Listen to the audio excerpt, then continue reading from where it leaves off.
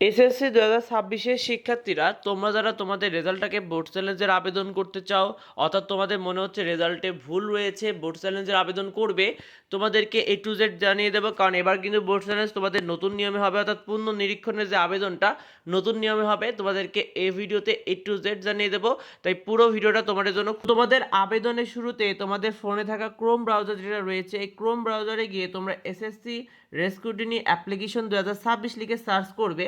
করার পরে তুমি কিন্তু একটু নিচের দিকে আসবে, দেখবে রেস্কুটিনি বলে যে অপশনটা রয়েছে, অর্থাৎ যে ওয়েবসাইটটা পাবে প্রথমেই, সেই ওয়েবসাইটের উপর একটা প্রেস করবে। তো এই ওয়েবসাইটের উপর প্রবেশ করে তোমার সামনে এরকম ইন্টারফেস চলে আসবে। এখানে তুমি তোমার বোর্ডের নাম সিলেক্ট করবে, তুমি তোমার তোমার যে বোর্ডই হোক না কেন তুমি তোমার বোর্ডটা সিলেক্ট করবে। এখানে যে তুমি যে বোর্ড হও, তোমার রোল নাম্বারটা দিবে, তোমার রেজিস্ট্রেশন নাম্বার দেবে, এখানে তোমার রোল নাম্বারটা, তোমার রেজিস্ট্রেশন নাম্বারগুলো লিখবে, তোমার পরীক্ষার ধরন অবশ্যই এসএসসি থাকবে এবং পাশের সাল 2026 যেভাবে দেওয়া থাকবে এইগুলো লিখে তুমি জমা দিন অপশনে এটা। তো জমা দিন অপশনে ক্লিক করার পরে কিন্তু তোমার সামনে এরকম ইন্টারফেস চলে আসবে। এখানে তুমি তোমার মোবাইল নাম্বারটা দিবে, এমন একটা মোবাইল নাম্বারটা দিবে যে মোবাইল নাম্বারে তোমাদের যখন বোর্ড চ্যালেঞ্জের রেজাল্ট দিবে তখন কিন্তু এই মোবাইল নাম্বারে SMS আসবে। সুতরাং তোমরা অবশ্যই এমন একটা মোবাইল নাম্বার দিবে যে মোবাইল নাম্বারে সবসময় যেন তোমার সিমটা খোলা থাকে। আবার এখানে যে মোবাইল নাম্বারটা দিবে সেই মোবাইল নাম্বারটা আবার এখানেও ঠিক একই মোবাইল নাম্বারটা তোমরা লিখে জমা দিন অপশনে ক্লিক করবে। আর অবশ্যই নিচে দেখে দেখবে যে তোমার তথ্য আছে, ছাত্রের তথ্য বা ছাত্রীর যে যারই থাকুক না কেন তোমাদের তথ্যগুলো থাকবে নিচের দিকে, সেটা একটু দেখে নেবে তোমার তথ্যটা। তো এখানে তুমি তোমার নাম সামনে থাকবে হলো বিষয় নির্বাচন।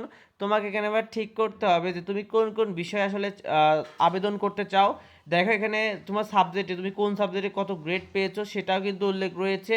যেমন তুমি যে সাবজেক্টে করতে চাও সেই সাবজেক্টের উল্লেখ থাকবে।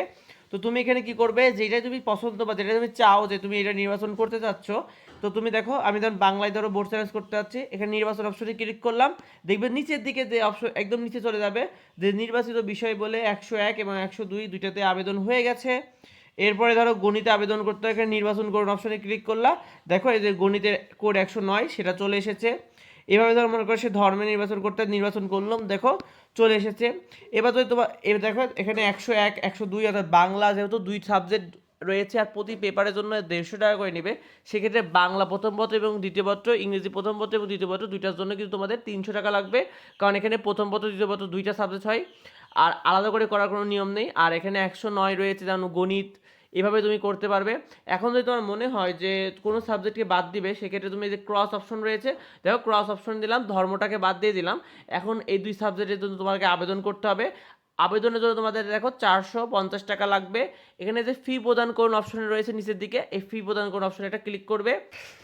তো তুমি তোমার মোবাইলে থাকা বিকাশ অ্যাপে প্রবেশ করবে। প্রবেশ করার পরে আরও দেখুন যে অপশনটা রয়েছে এর উপর একটা ক্লিক করে দেবে।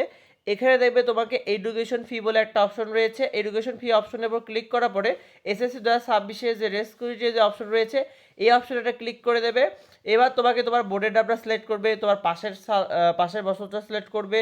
তো বোর্ডের নামটা তুমি সিলেক্ট করে দাও, পাশের যে বছর যেটা রয়েছে সেটা সিলেক্ট করে ফেলো এবং সেই সাথে তোমার যে রোল নাম্বারটা রয়েছে এই রোল নাম্বারটা লিখে ফেলো। তুমি রোল নাম্বারটা লিখে যে পরবর্তী যে অপশনটা রয়েছে এইটার উপর কিন্তু তোমাকে প্রেস করে ফেলতে হবে।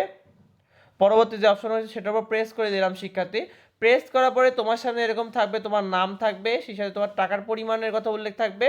তো তুমি এখানে তুমি তোমার যেটা রয়েছে থাকার পরে তুমি পরবর্তী যে অপশন রয়েছে এই পরবর্তী অপশনের উপর তোমাকে কিন্তু ক্লিক করে দিতে হবে শিক্ষার্থীরা। এখানে যে যেভাবে এডুকেশন ফি দিতে হয় ট্যাপ করে তুমি তোমার ট্যাপ করলে তোমার এডুকেশন ফিটা প্রদান হয়ে যাবে শিক্ষার্থী, এবং তোমার বোর্ড চ্যালেঞ্জের আবেদনটা কিন্তু সুন্দর মতো হয়ে যাবে। তো এই বিষয়টা এই পর্যন্তই ছিল। তোমরা খুব সহজে এটা কিন্তু আবেদন করতে পারবে শিক্ষার্থী। তো অবশ্যই তোমরা সবাই এটা আবেদন করে ফেলো যারা বোর্ড চ্যালেঞ্জের আবেদন করতে চাও। আর সেই সাথে তোমাদের কলেজ ভর্তি সহ যাবতীয় গাইডলাইনগুলো পেতে আমাদের সাথে যুক্ত হয়ে যাও। দেখা হয় পরবর্তী ভিডিওতে। ধন্যবাদ।